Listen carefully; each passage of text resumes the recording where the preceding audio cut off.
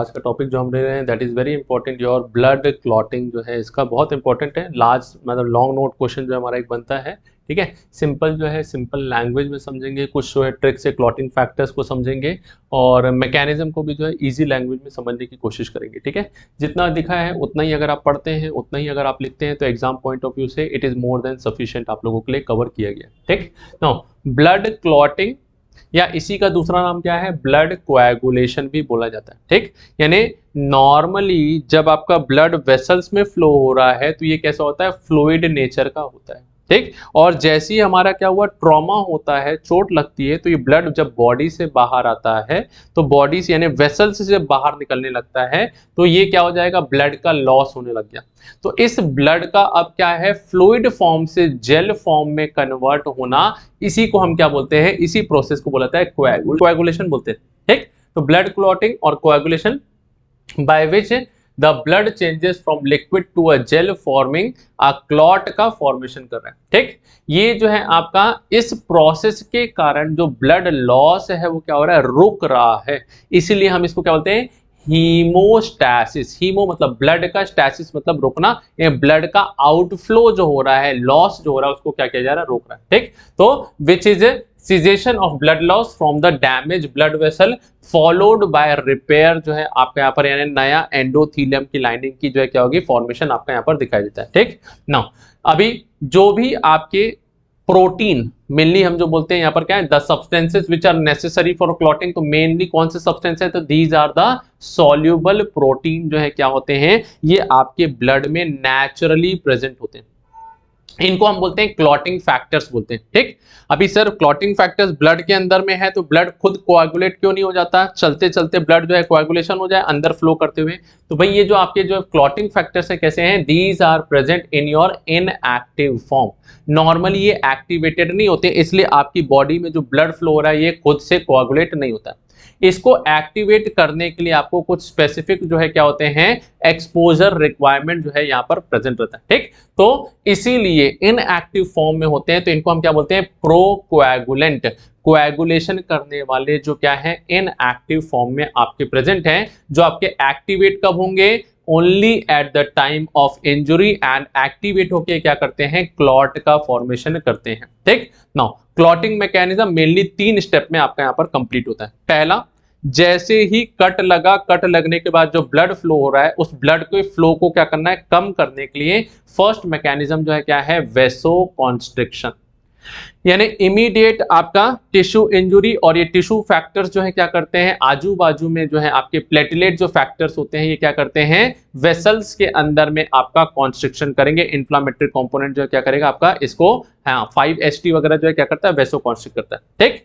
Next है, वेसो constriction से blood कम आ रहा है। दूसरा जो है क्या होता है, अब ये प्लेटलेट जो है क्या हो रहे हैं, ये आपका इस एक्सपोज्ड पार्ट में क्या हो रहे हैं, ये आ रहे हैं और जुड़ रहे हैं और जुड़ के क्या करते हैं, प्लेटलेट प्लग का फॉर्मेशन करते हैं, जो क्या करेगा, इस एरिया को सील कर देगा, जो आपका क्या है, जो आपका यहाँ पर रप्चर हुआ है, जहां से ब्लड क्या हो रहा है, फ्लो हो रहा है, ठीक है। तो aggregation and addition of platelet is known as your platelet plug formation. And third जो है आपका यहाँ पर जो है क्या है, कोएगुलेशन ऑफ ब्लड, जहां पर एक्चुअली आपके इंट्रिंसिक एक्सट्रिंसिक पाथवे के हेल्प से प्रोथ्रोम्बिन से थ्रोम्बिन एंड फिब्रिनोजन से फिब्रिन का फॉर्मेशन और फिब्रिन से फिर आपके जो है क्लॉट का फॉर्मेशन जो है यहाँ पर होता है, ठीक। तो ये सारी स्टेप्स आपकी यहाँ पर आएंगी। तो 3 स्टेप, पहला वेसो कॉन्स्ट्रिक्शन होना, सेकेंड आपका प्लेटलेट प्लग का फॉर्मेशन होना।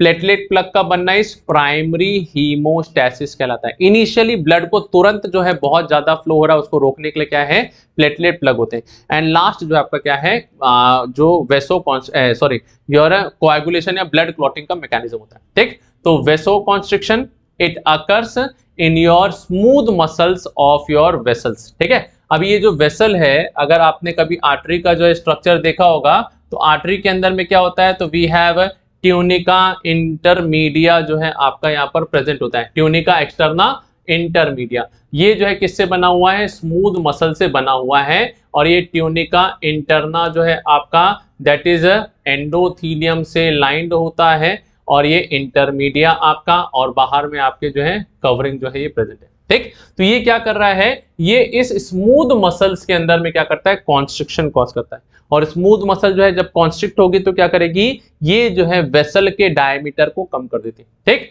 तो अब वेसल का जो है क्या हो रहा है, वॉल्स कॉन्स्ट्रिक्ट हो रही है, तो वॉल्स कॉन्स्ट्रिक्ट होने के कारण जो है ब्लड का लॉस जो है क्या हो रहा है आपका, तुरंत जो है क्या हो रहा है, थोड़ी देर के लिए जो है क्या हो जाता है, कम हो जाता है। और ये जो है वेसो कॉन्स्ट्रिक्शन जो है ब्लड फ्लो को थोड़ी देर के लिए कम किया है, हमेशा के लिए नहीं करता है। क्यों थोड़ी देर के लिए, कि भाई आपका जब तक क्या हो जाए, हीमोस्टेसिस के बाकी प्रोसेस हो रहे हैं, सब कंप्लीट हो और हीलिंग हो जाए, तब तक क्या करना है, ब्लड के लॉस को कम करना है। तो ये क्या कर रहा है, कॉन्स्ट्रिक्ट। जब ये सारी चीजें हो जाएंगी तो ये वापस से क्या हो जाएगा, नॉर्मल कंडीशन में आपकी वेसल वॉल जो है आ जाती है। ठीक।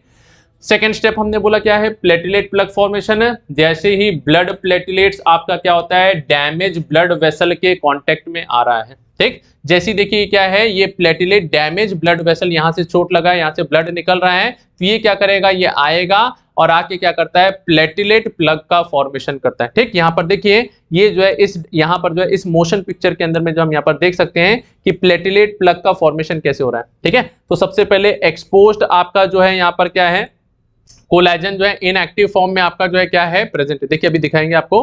ठीक। ये आपका फर्स्ट इनएक्टिवेटेड फॉर्म में है, तो ये क्या किया, इसको एक्टिवेट किया, और एक्टिवेट करने के बाद जो है क्या कर रहा है, ये जो है आपका यहाँ पर फिब्रिन का फॉर्मेशन, और ये प्लेटलेट जो है क्या कर रहे हैं आपके, धीरे धीरे एक्टिवेट हो रहे हैं और एग्रीगेट होते जाते हैं और चिपक के क्या कर रहे हैं, क्लॉट का फॉर्मेशन कर रहे हैं। ठीक है। तो ये जो है क्या है, इनिशियली द प्लेटलेट जो है क्या कर रहा है, ब्लड वेसल्स के कांटेक्ट में आने के बाद में एक्टिवेट होता है। एक प्लेटलेट एक्टिवेट होने के बाद बाकी प्लेटलेट्स को अपने और क्या करता है, कीमोकाइनेसिस के थ्रू अट्रैक्ट करता है, और उनको एक्टिवेट करके क्या करता है, एडहेयर करता है, चिपकाता है, और अपने ऊपर चिपका के क्या कर रहा है, बहुत सारे जो है आपके प्लेटलेट चिपक के ये जो है इनके प्लेटलेट प्लग का फॉर्मेशन करता है। तो this platelet plug it helps in the closing of gap that is of your blood vessel, जो क्या हो गई, ये टूट गई है, ब्रोकन ब्लड वेसल्स के गैप को भरने के लिए ये प्लेटलेट प्लग आपका हेल्प कर रहा है।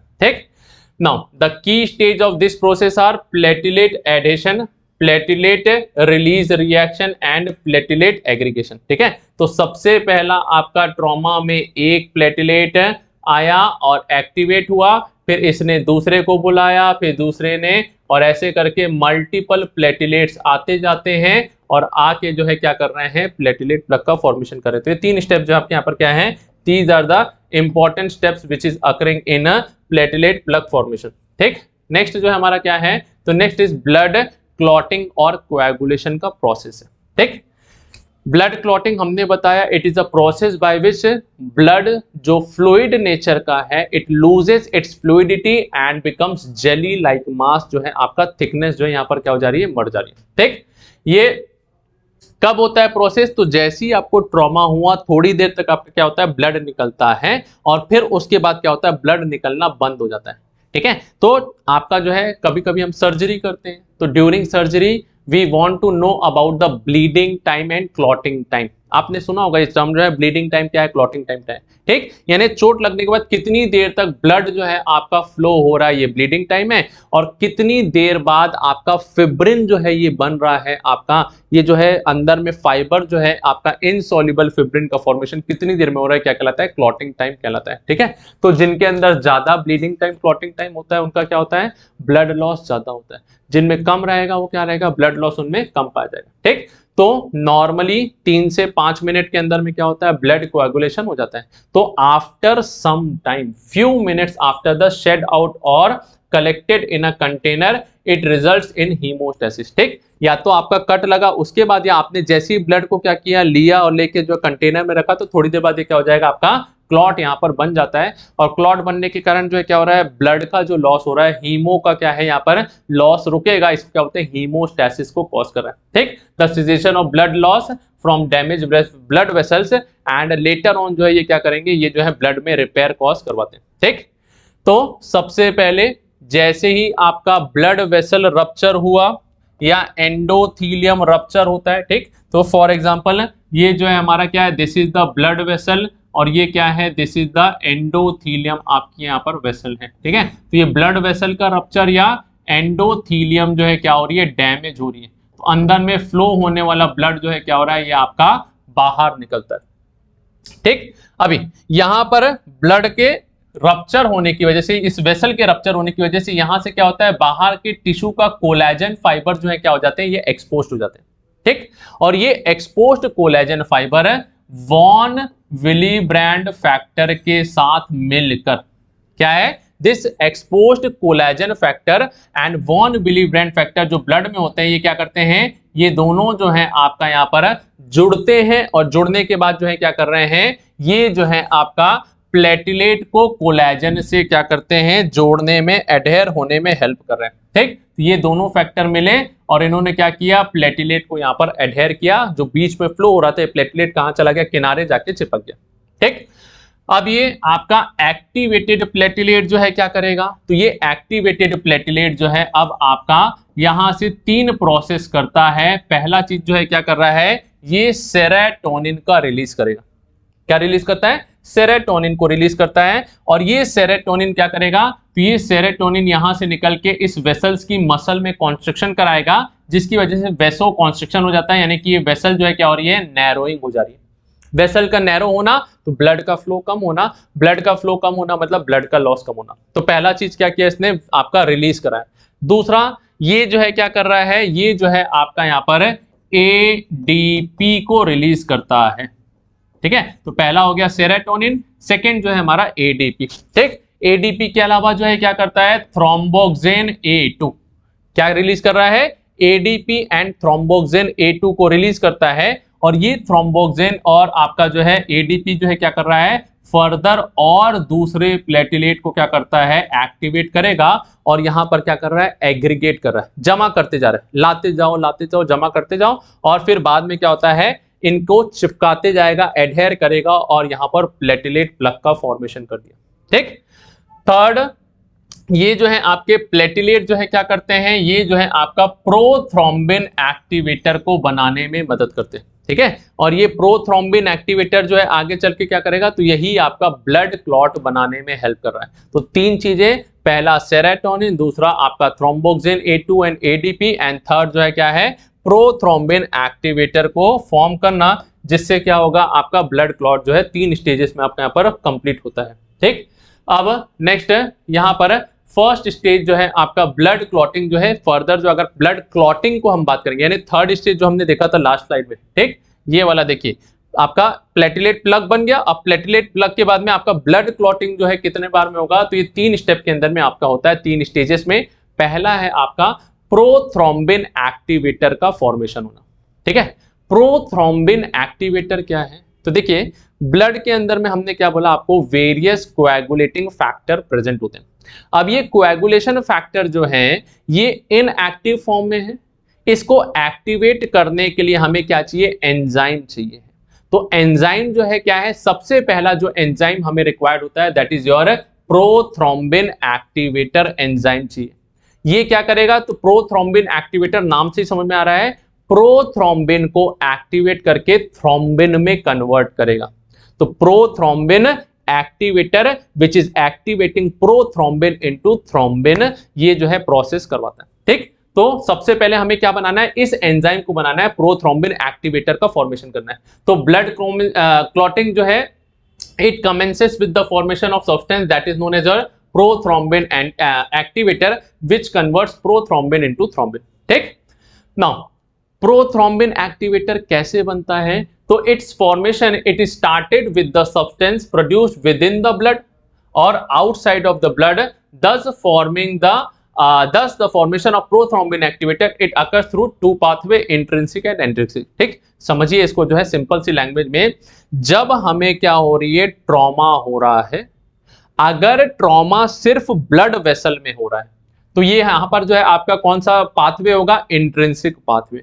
और अगर आपको चोट लगी जो क्या है, बाहर टिश्यू से होता हुआ ब्लड वेसल को क्या कर रहा है, रप्चर कर रहा है, तो आपका कौन सा पाथवे चलेगा, एक्सट्रिंसिक पाथवे जो है ये क्या होता है, आपका एक्टिवेट होता है। ये दोनों क्या है, थोड़ी देर में आपको समझ में आ जाएगा। ठीक, तो अभी इतना समझिए कि इंट्रिंसिक मतलब अंदर अंदर चोट लगी है, एक्सट्रिंसिक मतलब चोट जो है बाहर से आई है और अंदर तक क्या है आपकी एक्सटेंडेड है, और दोनों में ब्लड वेसल इन्वॉल्व हो रहा है। एक में सिर्फ ब्लड वेसल है, एक में टिश्यू के साथ ब्लड वेसल है, और ब्लड जो है क्या हो रहा है आपका वेसल से बाहर आ रहा है। ठीक, तो यहां पर फर्स्ट चीज जो है क्या है, एक इंजर्ड टिश्यू है, चोट लगी आपकी। ठीक, यहां से जो है क्या होता है, इस टिश्यू जो जहां पर भी आपका टिश्यू में जो इंजरी हुई है, इससे आपका एक टिश्यू फैक्टर निकलता है, एक लोकल फैक्टर, एक लोकल केमिकल रिलीज होता है जिसको हम बोलते हैं टिश्यू थ्रोम्बोप्लास्टिन। जब भी चोट लगेगी तो ये क्या होता है, केमिकल जो है एक्सटर्नल एक्सपोजर की वजह से जो है क्या करता है, तुरंत जो है आपका टिश्यू थ्रोम्बोप्लास्टिन का फॉर्मेशन करेगा। और ये टिश्यू थ्रोम्बोप्लास्टिन जो है क्या कर रहा है, ये आपका फैक्टर 10 जो है आपका इनएक्टिवेटेड फैक्टर 10 है, इसको किस में कन्वर्ट करता है, इसको जो है एक्टिवेटेड फैक्टर 10 में कन्वर्ट करता है by the presence of your factor 7 and calcium की प्रेजेंस में करता है। और ये आपका एक्टिवेटेड 10th फैक्टर जो है, यही क्या है, प्रोथ्रोम्बिन एक्टिवेटर है। ठीक है, तो याद रखना है प्रोथ्रोम्बिन एक्टिवेटर कौन है, तो 10th फैक्टर जो है हमारा क्लॉटिंग का, यही जो है क्या है आपका प्रोथ्रोम्बिन एक्टिवेटर की तरह जो है आपका काम करता है। ठीक है, तो ये जो हमने देखा दैट इज योर कौन सा था, एक्सट्रिंसिक पाथवे था। एक्सट्रिंसिक पाथवे जिसमें हमने क्या बोला, जब टिश्यू में इंजुरी हुई तो टिश्यू इंजुरी के बाद में आपका एक्सट्रिंसिक बाहर वाला पाथवे चलता है, जिसमें क्या हो रहा है, यहां पर सबसे पहले जैसे ही चोट लगी, फैक्टर 7 जो है आपका क्या हो रहा है, ये आपका ट्रॉमेटिक साइट में टिश्यू फैक्टर की प्रेजेंस में क्या कर रहा है, ये एक्टिवेटेड 7th फैक्टर में कन्वर्ट हो रहा है।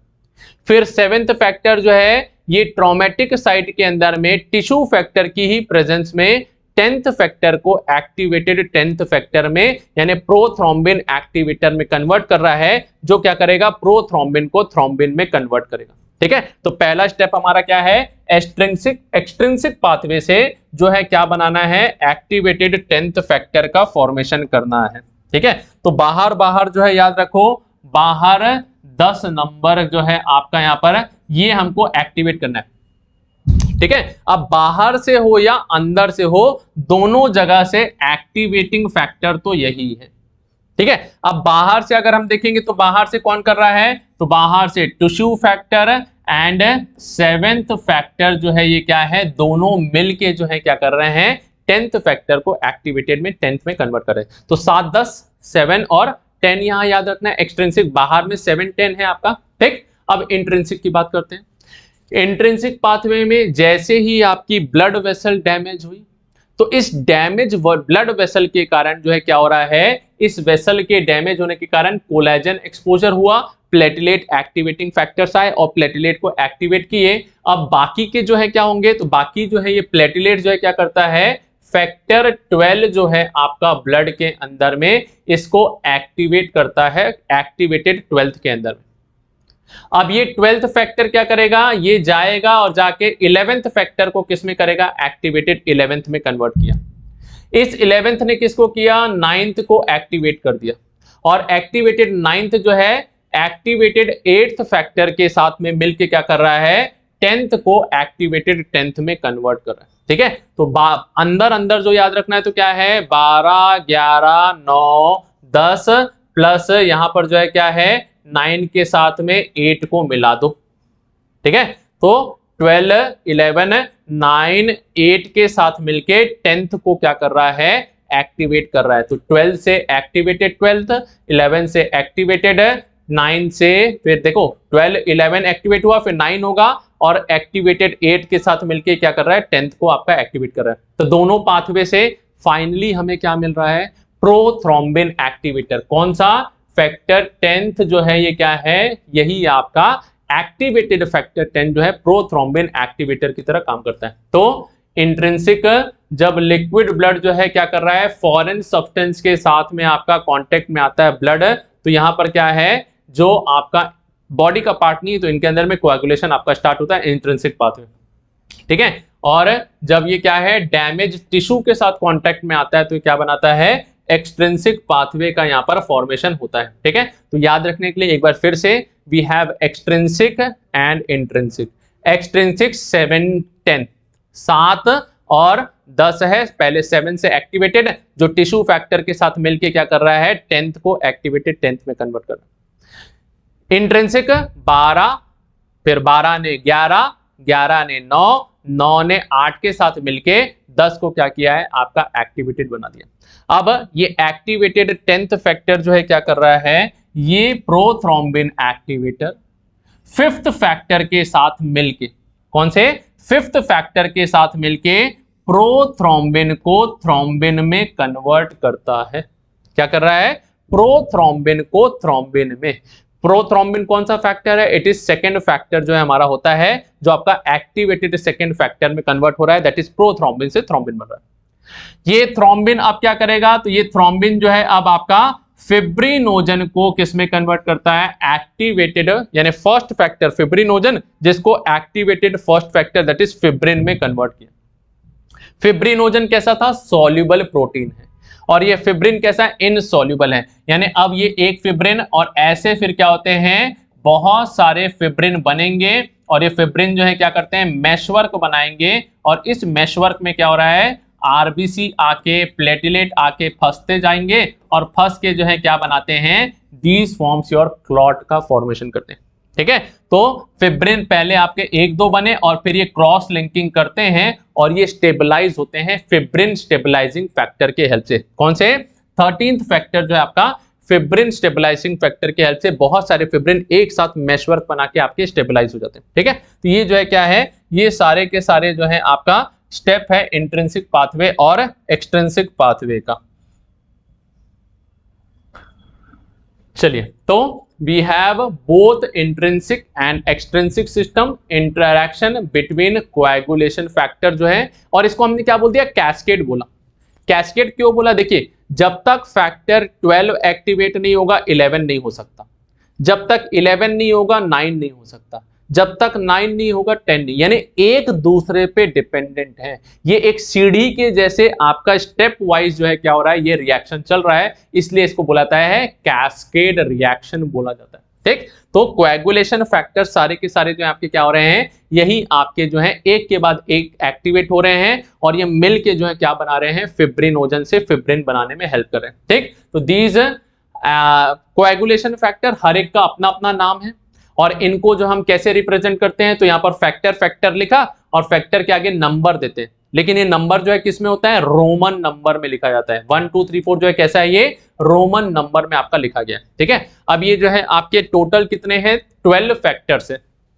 सर 13 है, अभी तो आपने बोला नहीं नहीं, देखो है तो 13 फैक्टर्स, एक फैक्टर को हमने क्या किया, हटा दिया। 6th फैक्टर जो है, फैक्टर 6, पहले एक प्रोटीन हमने देखा था कि हाँ ये कोई प्रोटीन है जो आपका कोएगुलेशन में क्या है, यूज होता होगा, लेकिन बाद में जब स्टडी किया तो पता चला इसका कोई काम नहीं है, तो इसलिए हमने क्या किया, उसको वहां से हटा दिया। तो फैक्टर 6 क्या है आपका, कुछ नहीं है, तो 13 तक हमने रखा है, तो फैक्टर 6 13 में से एक हटा दिया तो बचे कितने, 12 है।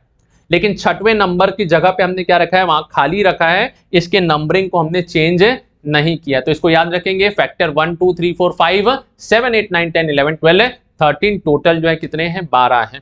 ठीक है, फर्स्ट फैक्टर का नाम जो है क्या है, तो फर्स्ट फैक्टर का नाम वी हैव दिस, सबसे पहला जो है हमारा फिब्रिनोजन है। ठीक, दूसरा जो है क्या है, प्रोथ्रोम्बिन, तीसरा टिश्यू थ्रोम्बोप्लास्टिन, नेक्स्ट है कैल्शियम आयन, फिर लेबाइल फैक्टर, फिर stable factor, anti haemophilic factor, factor 8 जो है आपका क्या है, एंटी हीमोफिलिक फैक्टर, जो क्या करता है, तो इसकी डेफिशिएंसी की वजह से हीमोफीलिया ए होता है। क्या है, हीमोफीलिया डिजीज जो है फैक्टर 8 की वजह से। ठीक, दूसरा फैक्टर 9, इसका जो है नाम क्या है, प्लाज्मा थ्रोम्बोप्लास्टिन कॉम्पेसिटेंट जो है आपका क्या है, पीटीसी बोलते हैं, या इसी को बोला जाता है क्रिस्टमस फैक्टर। क्या है, क्रिसमस फैक्टर है ये आपका, कौन सा, फैक्टर 9 जो है आपका। ठीक है, फैक्टर 10 स्टुअर्ट पावर फैक्टर है आपका, 11th plasma thromboplastin antecedent PTA, फिर इसके बाद में हैगमैन फैक्टर है, और फिर फिब्रिन स्टेबलाइजिंग फैक्टर फैक्टर 13 है। ठीक, तो ये सारे जो है फैक्टर्स क्या हैं, दीज आर इंपॉर्टेंट। सर नाम याद भी करवा दीजिए, तो नाम भी याद कर लीजिए आप लोग, जो है ऐसे ही है आपका, यहाँ पर है ऐसा याद करेंगे, fit, pant, tight, collar, loose, shirt.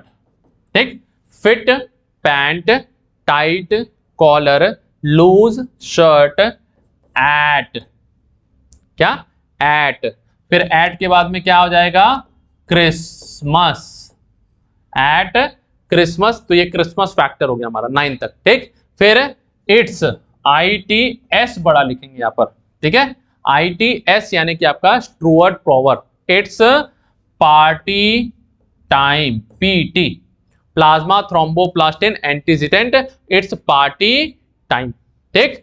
फिर उसके बाद में हग फोर्सफुली, तो ऐसा याद रखिए क्या है, तो भाई क्रिसमस की पार्टी में जाना है तो कैसा कपड़ा पहन के जाना है, तो fit pant, tight collar and loose shirt at Christmas, it's party time, hug forcefully, ठीक है। तो सारा तो आपका क्या हो गया, तो F से हो गया फिब्रिनोजन, P से जो है क्या हो गया प्लाज्मा प्रोथ्रोम्बिन, ठीक, T से जो है थ्रोम्बोप्लास्टिन या टिश्यू थ्रोम्बोप्लास्टिन, फिर उसके बाद में C से कैल्शियम हो गया, L से लेबाइल फैक्टर, आपका S शर्ट वाला जो है क्या है स्टेबल फैक्टर जो है प्रेजेंट होता है, ठीक। एट AT यानी एंटी हीमोफिलिक फैक्टर जो है आपका प्रेजेंट है, क्रिसमस फैक्टर, S से Stuart Prower, plasma thromboplastin antecedent, hag मतलब Hageman factor and forcefully that is a fibrin stabilising आपका जो है क्या है फैक्टर जो है प्रेजेंट होता है, ठीक है। ये जो है सारे के सारे फैक्टर्स के नाम जो है आप लोग याद रखिएगा, पूरे के पूरे 12 फैक्टर्स के नाम, तो सीक्वेंस जो है आप लोगों को गड़बड़ नहीं रहेगा। चलिए, तो पहला स्टेप हमने देखा, स्टेज 1 जो है क्या हो रहा है प्रोथ्रोम्बिन एक्टिवेटर बन गया।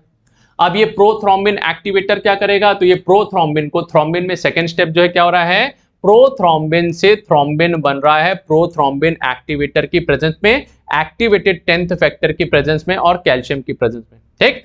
तो this is blood clotting thrombin formation के बारे में ही है। एक बार थ्रोम्बिन बन गया तो ये जो है क्या करेगा 100% अब क्लॉट का फॉर्मेशन कराएगा, क्योंकि थ्रोम्बिन जो है क्या करता है, ये फिब्रिनोजन को फिब्रिन में कन्वर्ट करता है, थर्ड स्टेप जो है आपका, ठीक है। तो प्रोथ्रोम्बिनेज जो आपका कहां बना था फर्स्ट स्टेज में, प्रोथ्रोम्बिन एक्टिवेटर कौन सा है, प्रोथ्रोम्बिनेज आपका फैक्टर 10 जो है कैल्शियम के साथ मिलके जो है प्रोथ्रोम्बिन को क्या कर रहा है, प्लाज्मा प्रोटीन जो आपका लीवर में है ना, which is a plasma protein that is formed in the liver into enzyme thrombin में जो है क्या कर रहा है, कन्वर्ट कर रहा है। तो प्रोथ्रोम्बिन को थ्रोम्बिन में कन्वर्ट करने का काम हो रहा है, ठीक। नाउ एक टर्म आता है आपका positive feedback of thrombin enzyme. Prothrombin से क्या बना, थ्रोम्बिन बना, किसकी प्रेजेंस में, प्रोथ्रोम्बिनेज या आपका जो है थ्रोम्बिन प्रोथ्रोम्बिन एक्टिवेटर के प्रेजेंस में जो है क्या हो रहा है, बन रहा है, ठीक है। अब ये थ्रोम्बिन जो है क्या करता है, तो ये थ्रोम्बिन वापस से पीछे जाके क्या करता है, इस इंट्रिंसिक पाथवे को क्या करता है, स्टिमुलेट करता है। स्टिमुलेट कर रहा है मतलब एक्सट्रिंसिक पाथवे से क्या कर रहा है, और ज्यादा एक्टिवेटेड फैक्टर 10 को बनवा रहा है। ज्यादा एक्टिवेटेड फैक्टर 10 है आपका कैल्शियम फैक्टर 5 और आपके जो है प्लाज्मा प्रोटीन जो है इनके प्रेजेंस में, PF3 के प्रेजेंट में क्या करता है, ये आपका और ज्यादा थ्रोम्बिन का फॉर्मेशन कर रहा है। तो ये क्या कहलाता है, दिस इज अपने आप का ही सिंथेसिस इंक्रीज करवाना, this is known as your positive feedback कहलाता है, ठीक। तो prothrombin activator that is formed in intrinsic and extrinsic pathway that is activated factor 10, ये जो है क्या कर रहा है, प्रोथ्रोम्बिन को थ्रोम्बिन में कन्वर्ट किया कैल्शियम की प्रेजेंस में, फैक्टर 4 की प्रेजेंस में, ठीक। नाउ एक बार थ्रोम्बिन बन गया, इनिशिएट हो गया, तो ये और थ्रोम्बिन मॉलिक्यूल के फॉर्मेशन को क्या करता है, इनिशिएट करवाता है, ठीक। नाउ इनिशियली फॉर्म्ड थ्रोम्बिन जो सबसे पहला बना, ये फैक्टर 5 को एक्टिवेट करेगा। क्या कर रहा है, ये जो है आपका इनिशियली जो बना है, ये फैक्टर 5 को क्या करता है, एक्टिवेट करता है, ठीक। नाउ दिस फैक्टर 5 जो एक्टिवेट हुआ है, ये क्या करता है, ये आपका एक्सेलरेट करेगा formation of intrinsic and extrinsic prothrombin activator, दोनों पाथवे। फैक्टर 5 सबसे पहले ये बना, इसने इसको एक्टिवेट किया और ये पीछे जाके क्या कर रहा है, और इंट्रिंसिक एक्सट्रिंसिक पाथवे से और ज्यादा एक्टिवेटेड प्रोथ्रोम्बिन एक्टिवेटर का फॉर्मेशन का काम करवाता है, ठीक है। Now this converts prothrombin into thrombin का फॉर्मेशन ज्यादा होगा और इसी को हम क्या बोलते हैं, पॉजिटिव फीडबैक बोला जाता है। एंड लास्ट जो हमारा क्या है, conversion of fibrinogen, fibrinogen which is a soluble protein into fibrin which is a insoluble protein में कन्वर्ट करना। ठीक। तो final stage of blood clotting that involves conversion of fibrinogen into fibrin bye the help of thrombin. Thrombin बना था ना हमारा, ये thrombin बना। अब ये थ्रोम्बिन जो है क्या कर रहा है, फिब्रिनोजन को फिब्रिन में कन्वर्ट कर रहा है। पहले एक फिब्रिन का मॉलिक्यूल, फिर ये कैल्शियम की प्रेजेंस में क्या हो रहे हैं, बहुत सारे फिब्रिन मॉलिक्यूल्स बन रहे हैं, और ये थ्रोम्बिन आपका 13th फैक्टर, कौन सा, आपका फिब्रिन स्टेबलाइजिंग फैक्टर जो है इसको एक्टिवेट करता है। और ये फिब्रिन आपका स्टेबलाइजिंग फैक्टर क्या कर रहा है, इन फाइबर्स को यहां पर क्या कर रहा है, जोड़ के मेशवर्क जो है क्रॉस लिंकिंग बनाने में आपका क्या करता है, हेल्प करवाता है। ठीक है, तो fibrinogen it is thrombin which is converting inactive fibrinogen into activated fibrinogen. This is known as your fibrin monomer. पहले एक यूनिट बना, ठीक। Now this fibrin which is insoluble and forms the thread, this binds with the clot and fibrin monomer जो है क्या कर रहे हैं, अब धीरे धीरे पॉलीमराइज हो रहे हैं और ये आपका ढीले ढाले लूजली अरेंज फिब्रिन बनाते हैं। ठीक है, मेशवर्क बनाया, जाल बनाया, और इसको फिर क्या कर रहा है, फैक्टर 13th जो है क्या करता है, स्टेबलाइज करता है। तो loose strand modified into dense and tight fibrin thread by the help of your 13th factor, fibrin stabilising factor that is 13th। ठीक, और कैल्शियम आयन के प्रेजेंस में ये पूरा प्रोसेस जो है क्या है, इंपॉर्टेंट चल रहा है। तो कैल्शियम की डेफिशिएंसी से ब्लड क्लॉटिंग भी क्या होती है, आपकी अफेक्टेड हो जाती है। ठीक, अब जितने भी टाइटेंड फिब्रिन फाइबर थ्रेड हैं ये एग्रीगेट होते हैं और मेशवर्क बनाते हैं, जो क्या करेगा, आपका एक स्टेबल क्लॉट का फॉर्मेशन करता है। ठीक है, तो क्लॉट फॉर्मेशन में सिंपल सा 3 स्टेप याद करना है। पहले तो आपका कोएगुलेशन में 3 स्टेप, पहला vasoconstriction, platelet plug formation and blood clotting. Blood clotting 3 stage में, पहला जो है आपका क्या है, फर्स्ट जो है आपका ब्लड क्लॉटिंग जो है रहा है, क्या हो रहा है, चलिए इसको जो हम लिख के दिखा देते हैं जिससे आप लोगों के लिए आसान हो जाएगा, है ना। हाँ ठीक, तो ब्लड कोएगुलेशन, ठीक है, तो ब्लड कोएगुलेशन में जो है हमारा क्या हो रहा है, वी हैव 3 स्टेप्स जो है आपके यहाँ पर प्रेजेंट होते हैं। फर्स्ट जो हमने क्या बोला, वेसोकॉन्स्ट्रिक्शन। ठीक है, वेसोकॉन्स्ट्रिक्शन जो आपका क्या है, तो ये लोकल जो है प्लेटलेट फैक्टर्स वगैरह जो सेरोटोनिन वगैरह है, लोकल इन्फ्लामेटरी कंपोनेंट से वेसोकॉन्स्ट्रिक्शन हो रहा है। ठीक, दूसरा प्लेटलेट प्लग फॉर्मेशन या प्लेटलेट एग्रीगेशन एंड एडिशन जो है आपका सेकेंड स्टेप हो रहा है। एंड थर्ड जो है क्या है, क्लॉट फॉर्मेशन होता है। नाउ क्लॉट फॉर्मेशन जो है फर्दर जो है क्या है, तो ये फर्दर जो है आपका 3 स्टेप के अंदर में होता है। ठीक, क्लॉट फॉर्मेशन में सबसे पहला क्या है, तो प्रोथ्रोम्बिन एक्टिवेटर का फॉर्मेशन करना। प्रोथ्रोम्बिन एक्टिवेटर बनाना ये कैसे हो रहा है, तो या तो आपका इंट्रिंसिक पाथवे से होगा, ठीक, या फिर ये किससे होगा, एक्सट्रिंसिक पाथवे। ये जो है क्या है, ये आपका यहां पर है, ये 2 प्रोसेस से आपका प्रोथ्रोम्बिन एक्टिवेटर होता है। ठीक, अब प्रोथ्रोम्बिन एक्टिवेटर क्या करेगा, तो ये जो है आपका थ्रोम्बिन फॉर्मेशन करेगा, यानी प्रोथ्रोम्बिन से थ्रोम्बिन जो है क्या होगा, बनाएगा। ठीक, अब प्रोथ्रोम्बिन से थ्रोम्बिन बन गया, तो ये थ्रोम्बिन फॉर्मेशन क्या करेगा, फर्दर जो है आपका फिब्रिन का फॉर्मेशन करता है। अब ये फिब्रिन क्या करेगा, तो फिब्रिन जो है आपका यहां पर है क्लॉट का फॉर्मेशन करता है, किसके हेल्प से, तो ये जो है आपका 13th फैक्टर जो है और कैल्शियम की प्रेजेंस में क्या कर रहा है, फिब्रिन स्टेबलाइजेशन की प्रेजेंस में क्लॉट का फॉर्मेशन। ठीक, तो ये जो है फ्लो चार्ट, इसको जो है याद रखेंगे तो इजीली जो है आप सब चीजों को डिस्क्राइब कर सकते हैं, है ना। तो दिस इज योर मेनली, अगर ब्लड क्लॉटिंग की समराइज करेंगे तो इंजुरी और rupture to the blood vessel, blood vessels around the wound सबसे पहले कॉन्स्ट्रिक्ट हो रहा है, ब्लड का फ्लो क्या है वहां डैमेज एरिया से कम हो रहा है, रिड्यूस कर रहा है। फिर आपका एक्टिवेटेड प्लेटलेट जो है क्या हो रहे हैं, ये आपके अटैच हो रहे हैं उस साइड से, इंजुरी साइड से प्लेटलेट प्लग फॉर्मेशन हो रहा है। ठीक है, and that is platelet becoming sticky and clump together to form the platelet plug. Next, platelet and damage tissue जो है क्या करते हैं, ये क्लॉटिंग फैक्टर्स को एक्टिवेट करना चालू करेंगे, इंट्रिंसिक पाथवे और एक्सट्रिंसिक पाथवे से। टिश्यू फैक्टर जो है एक्सट्रिंसिक 7-10 वाला, फिर यहां पर इंट्रिंसिक में जो है क्या करेगा, तो ये 12, 11, 9, 10, 9 और 10 के बीच में 8th फैक्टर और आपका यूज होता है। ठीक, और क्लॉटिंग जो है यहाँ से क्या होता है, फाइनली जो है फिब्रिन का फॉर्मेशन होता है, जो बाद में क्या करेगा, मैश वर्क बना के आपका ब्लीडिंग को स्टॉप करता है। ठीक, तो this is very simple process है। इंजुरी में सबसे पहला वेसिव कॉन्स्ट्रिक्शन हुआ, फिर प्लेटलेट प्लग बना, फिर फिब्रिन क्लॉट बनके जो है क्या होता है, फिर रिपेयर का प्रोसेस स्टार्ट हो जाएगा, जो क्या करेगा, एंडोथीलियम का फॉर्मेशन करके क्लॉट को रिजॉल्व कर लिया जाएगा, हटा दिया जाएगा, और यहाँ पर जो है क्या हो जाएगा, फिर से नॉर्मल जो है ब्लड वेसल आपकी तैयार हो जाती है। ठीक है, तो this is all about your clotting जो है, इसके बारे में यहाँ पर प्रेजेंट है। एंड नेक्स्ट जो है हम ब्लड ग्रुपिंग के बारे में जो है नेक्स्ट जो है आपका वीडियो के अंदर में कवर करेंगे। चलिए, थैंक यू।